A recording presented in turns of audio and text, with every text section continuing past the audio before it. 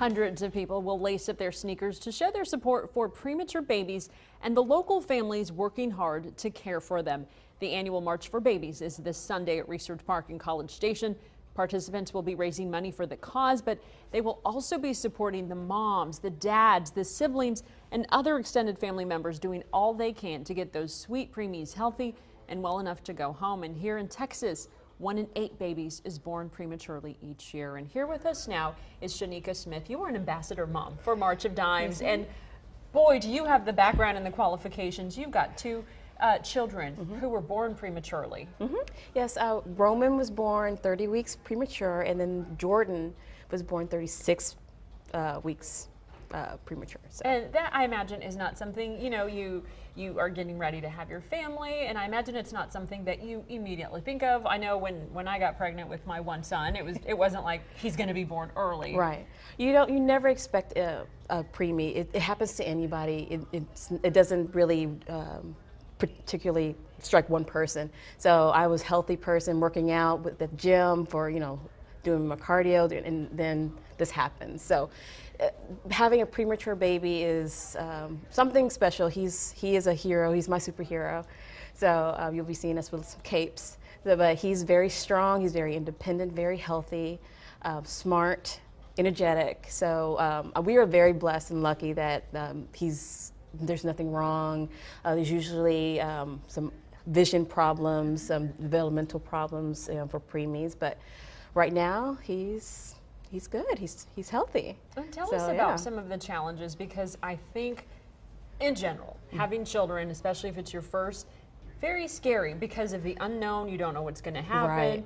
You haven't slept. No. You're trying to figure out all that routine, but something as simple as inviting the family to meet the new addition to the family, it doesn't happen for weeks. Right. So when we were in the hospital, we can only have one visitor at a time. So it'll be me or dad and another person, and then nobody under 18. So I had a stepson who did not meet his brother, the 4-year-old, until 5 weeks later. Oh. So that was very, touching, and that was another developmental thing that we had to go through, and stepping stones, and we have different things that we go through as a preemie parent than quote normal parents go through. We have different milestones that we go through.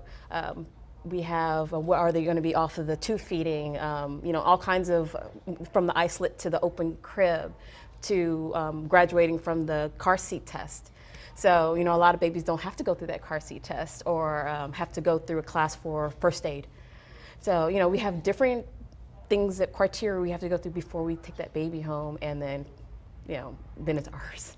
Right. And so tell me, what has March of Dimes meant for you? Because 1 in 8 Texas babies are born prematurely. I know here in our newsroom we've got, babies who are thriving and surviving and doing well. And I realized that even last year, I had a little niece and a cousin who were born prematurely. And, and again, it's something that you don't think about, but March of Dimes seems to be such a great asset to this organization and resource for families like yours. Right. So when we were in the NICU, we would always ask questions, because me and my husband, we always ask questions about just everything.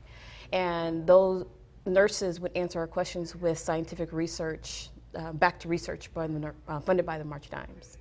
So that actually gave us some peace of mind. We could actually sleep. After a while, we could sleep and not worry about our child, something happening to our child in the NICU, that we know that it was scientifically researched that what they're doing is saving my son and getting him out of there as soon as possible.